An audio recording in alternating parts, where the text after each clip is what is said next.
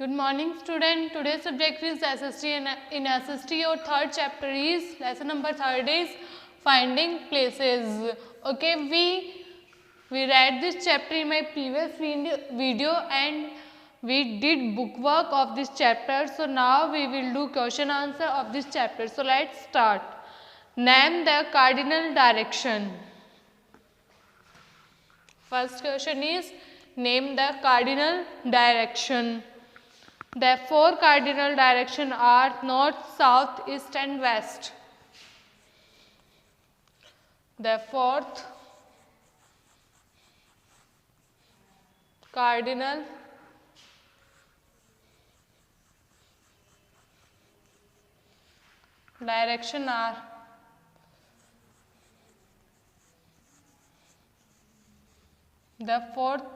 cardinal direction are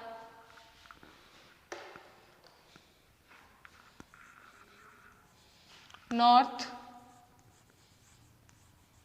south, east and west. East and west.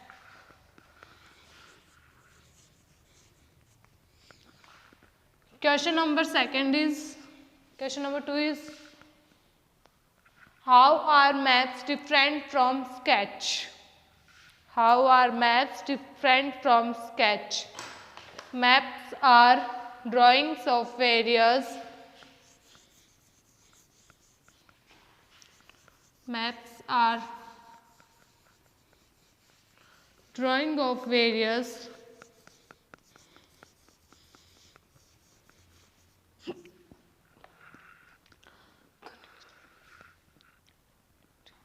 parts of the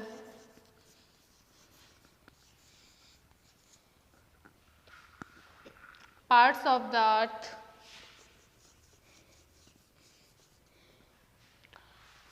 whereas sketches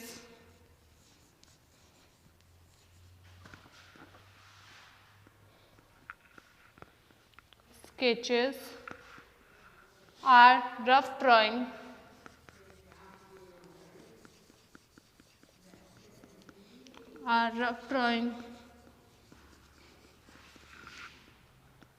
sketches are rough drawings that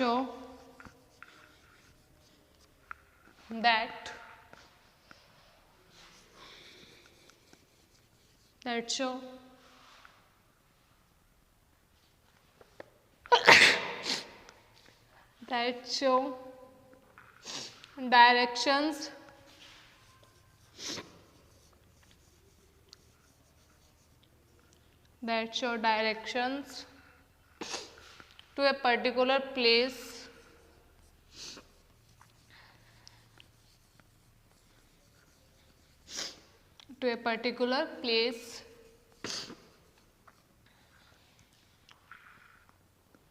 Maps are drawn on a scale as they are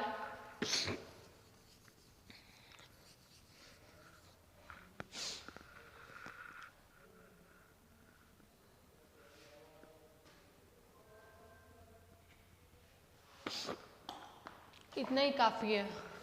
okay. Maps are drawing of various parts of the earth. Maps होती है earth के बहुत सारे parts की drawing.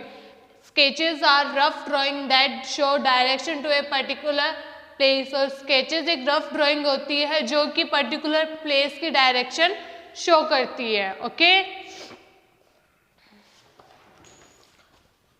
Question number 3. Why are globes not often used by travelers? Globes are not used by travelers because they are big and heavy.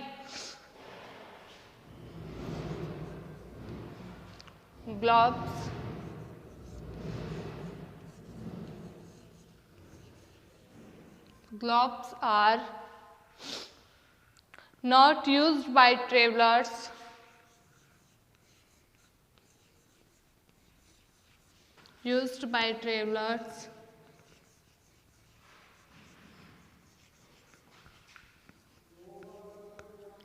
by travelers because they are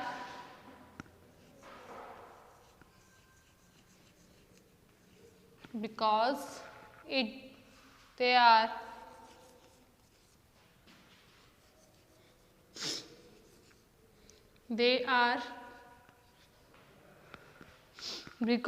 they are big and heavy.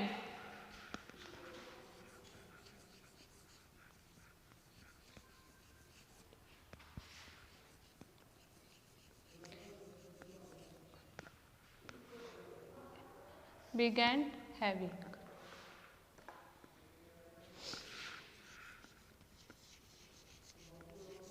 Heavy. So they are difficult to carry.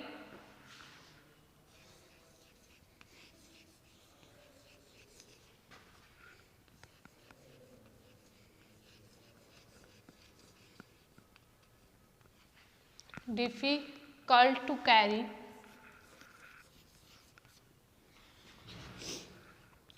Difficult to carry. Difficult to carry around.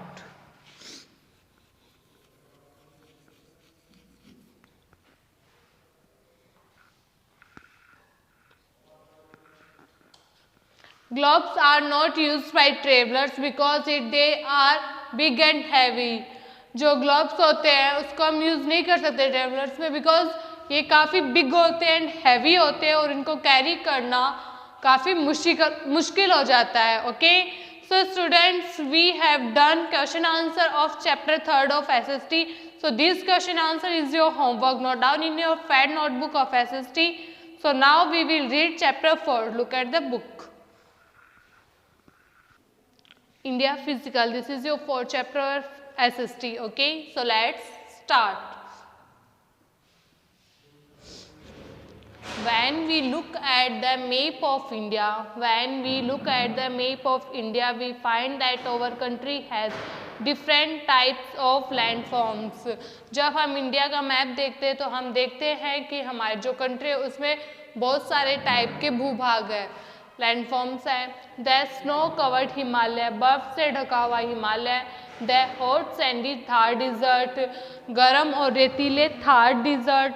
The Ganga plains और गंगा मैदान. The long sandy beaches of Goa और काफ़ी लंबे sandy Goa के beaches. The thick Sundarban forest और घने सुंदरबन जंगल. And the beautiful island of Lakshadweep, and Lakshadweep का beautiful island. This is why India is called land of great diversity. है इसीलिए इंडिया को लैंड ऑफ ग्रेट डाइवर्सिटी कहा जाता है. Look at the map given on the next page. You will find India has 6 natural or physical regions. जब next page पे दिए हुए मैप को हम देखते हैं तो हम देखेंगे कि इंडिया है उसमें 6 नेचुरल और फिजिकल रीजियंस है, क्षेत्र है. The northern mountains, the northern plains, the Deccan plateau, the Thar desert, the coastal plain and the island regions. Okay, the northern mountains. The Great Himalaya Range, the world's highest mountain range, runs along the northern part of India. Himalaya range दुनिया की सबसे ऊंची पर्वत श्रृंखला है और यह भारत के उत्तरी हिस्से के साथ साथ चलती है. Mount Everest, the world's highest mountain peak, is the located in this range. दुनिया की सबसे ऊंची पर्वत चोटी माउंट एवरेस्ट इस श्रेणी में स्थित है. The Himalaya are an important physical feature of India. जो हिमालय है वो इम्पोर्टेंट फिजिकल फीचर है इंडिया का. The snow from these mountains melts and gives rise to rivers like Ganga, Yamuna, Indus and Brahmaputra. जो स्नो मेल्ट होके इस माउंटेन से नदियों को जन्म देती है, गंगा, यमुना और ब्रह्मपुत्रा जैसी नदियों को जन्म देती है. The mountain range protect India from the cold winds blowing from the north. और जो mountain range है, नॉर्थ से आने वाली ठंडी हवाओं से ये जो माउंटेन है वो इंडिया को प्रोटेक्ट करता है. The Himalaya forest are a source of medical herbs and timber. जो हिमालय के जंगल है वो स्रोत है औषधि जड़ी बूटियों और लकड़ियों के स्रोत हैं, सोर्स है. Many hills stations such as Mussoorie, Nainital, Shimla and Darjeeling are located in the lower slopes of the Himalayas. बहुत सारे हिल स्टेशन जैसे कि मसूरी, नैनीताल, शिमला एंड दार्जिलिंग है, यह हिमालय के ढलान में उपस्थित है. स्लॉप्स मीन्स ढलान.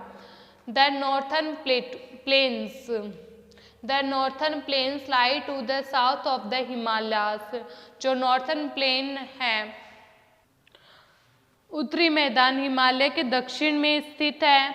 दे are vast fertile plain suitable for cultivation and are thickly populated. वे खेती के लिए उपयुक्त विशाल उपजाऊ मैदान और घनी आबादी वाले हैं.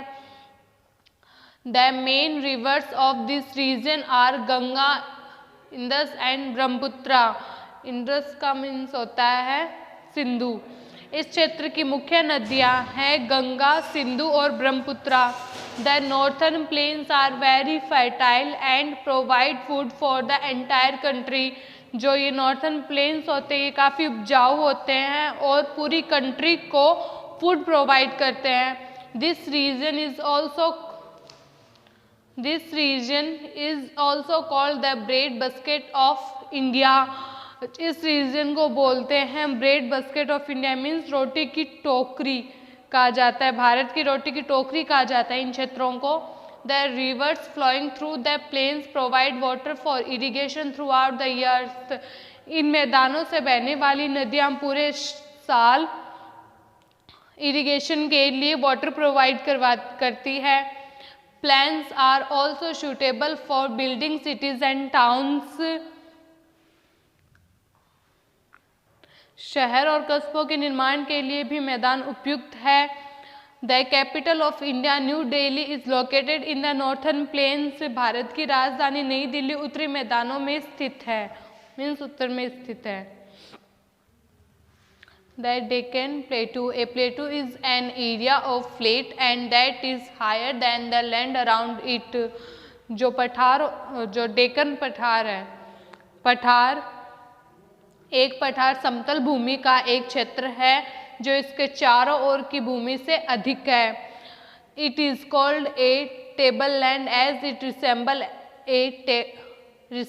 ए टेबल. ये एक टेबल्स की तरह दिखता है इसलिए इन्हें टेबल लैंड कहा जाता है. The Deccan plateau is located in the southern part of India. The Deccan पठार भारत के दक्षिण भाग में स्थित है. साउथ पार्ट है इंडिया का. The plateau region is important as its fast flowing rivers are used to generate electricity. जो प्लेटू है वो काफ़ी इम्पोर्टेंट होते हैं क्योंकि यहाँ से बहने वाली जो इसकी तेजी से बहने वाली नदियों का उपयोग बिजली उत्पन्न करने के लिए किया जाता है. The southern plateau is also a storehouse of minerals as a variety of minerals deposits are found here.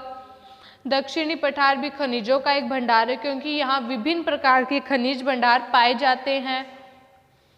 The Deccan region is covered with fertile black soil. यह डेक्कन क्षेत्र होते हैं वो काली उपजाऊ मिट्टी से ढके हुए होते हैं. Which is suitable for the growth of cotton. जो कपास के विकास के लिए उपयुक्त है, कॉटन के ग्रोथ के लिए उपयुक्त है. The Thar desert. The north western part of India is covered by the vast sandy desert known as the Thar desert और the great Indian desert. Bharat का उत्तर पश्चिमी भाग एक विशाल रेतीले रेगिस्तान से ढका हुआ है जिसे थार रेगिस्तान या फिर ग्रेट इंडियन डिजर्ट कहा जाता है। The whole of Rajasthan and some parts of Gujarat make up the desert region. पूरा राजस्थान और गुजरात के कुछ क्षेत्र इस रेगिस्तानी क्षेत्र में आते हैं। This region receives very less rainfall and very few trees grow here. इस क्षेत्र में बहुत कम वर्षा होती है और यहाँ बहुत कम पेड़ उगते हैं। ड्यू टू सच कंडीशन, इस कंडीशन के दौरान desert have very few people living here. Desert रेगिस्तान में बहुत कम लोग रहते हैं। The coastal plains, land that lies along a coast is called a coastal plains. तटीय मैदान भूमि, कोस्टल प्लेन मीन्स तटीय मैदान, भूमि जो तट के साथ स्थित है कोस्टल प्लेन कहते हैं उन्हें। Narrow strips of coastal plains are found on both sides of the southern parts of India. तटीय मैदानों के संकीर्ण स्ट्रिप्स भारत के दक्षिण भाग के दोनों किनारों पर पाए जाते हैं। These are called the Eastern Coastal Plain and the Western Coastal Plain. इसलिए इन्हें Eastern Coastal Plain और Western Coastal Plain कहा जाता है। नेक्स्ट है the island regions. The island regions, and island is a piece of land that is surrounded by water on all side. जो island होता है वो एक भूमि का भाग होता है जो कि चारों तरफ पानी से घिरा हुआ होता है। India has 2 large island groups. India में 2 बड़े आइसलैंड ग्रुप्स हैं। Andaman and Nicobar island first है Andaman and Nicobar island and the Lakshadweep island second है Lakshadweep island. The Andaman and Nicobar island lie in the east in the bay of Bengal. जो अंडमान और निकोबार आइसलैंड है वो पूर्व में बंगाल की खाड़ी में स्थित है। The Lakshadweep island lie in the west in the Arabian sea. और जो लक्षद्वीप आइसलैंड है वो वेस्ट में अरब महासागर में स्थित है। So students, we have read chapter 4th of SST India Physical. Okay, so we have done question answer of chapter 3rd. So this question answer is your homework. Note down in your friend notebook of SST and send me on WhatsApp. Thank you. Have a nice day.